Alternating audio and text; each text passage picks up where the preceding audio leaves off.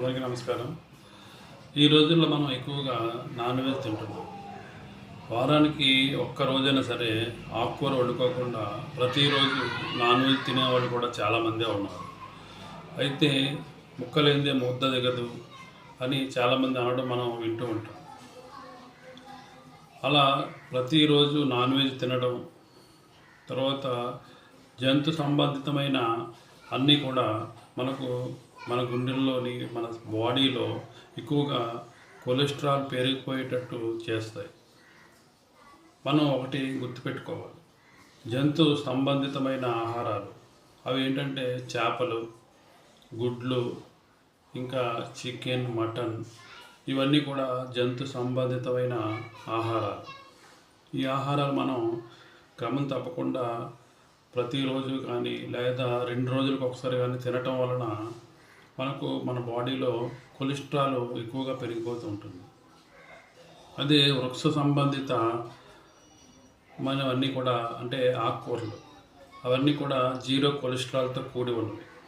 మనం కనీసం వారానికి 2 సార్లైనా సరే ఈ ఆకుకూరలు తినటం ద్వారా నెలలో 8 సార్లు తినడం జరుగుతుంది. తద్వారా వాటి ద్వారా వచ్చే పోషకాలు మన శరీరానికి అంది మనం ఎల్లప్పుడూ అనారోగ్యానికి గురి కాకుండా ఆరోగ్యంగా ఉండడానికి ఎక్కువగా ఆస్కారం ఉంటుంది.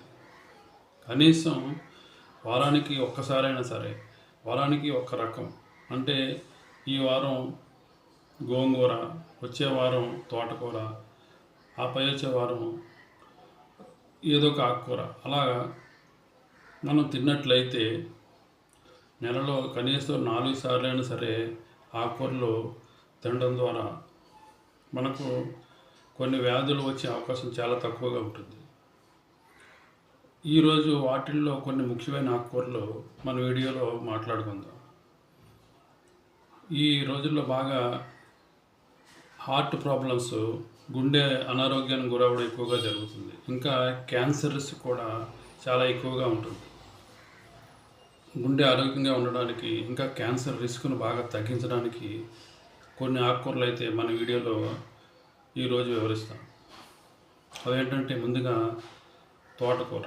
తోటకూరలో యాంటీ ఆక్సిడెంట్స్ ఎక్కువగా ఉంటాయి, ఐరన్ కూడా ఎక్కువగా ఉంటుంది. రక్తహీనత ఉన్నవారు తింటే మన శరీరానికి బాగా ఉపయోగపడుతుంది, క్యాన్సర్ని బాగా తగ్గిస్తుంది. తర్వాత గోంగూర. గోంగూర పుల్లగా ఉంటుంది, దీంట్లో ఫైబర్ ఎక్కువగా ఉంటుంది, క్యాన్సర్ని తగ్గించి గుండె ఆరోగ్యంగా ఉండేటట్లు చేస్తుంది. ఇంకా బచ్చల కూర. బచ్చల కూరలో పొటాషియం ఎక్కువగా ఉంటుంది, ఇది బీపీని బాగా తగ్గిస్తుంది. బీపీ తగ్గడం ద్వారా తద్వారా గుండెకు మేలు చేస్తుంది. తర్వాత మెంతులు. ఈ మెంతుల్లో ఫైబర్ ఎక్కువగా ఉంటుంది, ఇది మన బాడీలో ఉన్న షుగర్ లెవెల్స్ని తగ్గించి హార్ట్ ప్రాబ్లమ్స్ రాకుండా చేస్తుంది. తర్వాత కొత్తిమీర. ఈ కొత్తిమీర మన నరాల్లో పేరుకుపోయిన కొవ్వును కరిగించి బయటకు పంపిస్తుంది.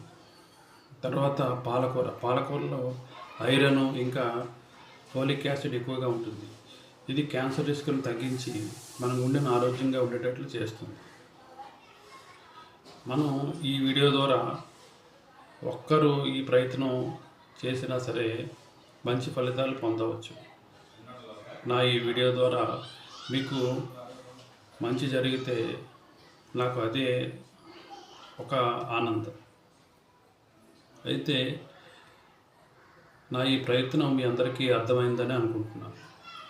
ఈ వీడియో మీకు నచ్చినట్లయితే మీ అభిప్రాయాన్ని కామెంట్ రూపంలో తెలియచేయండి.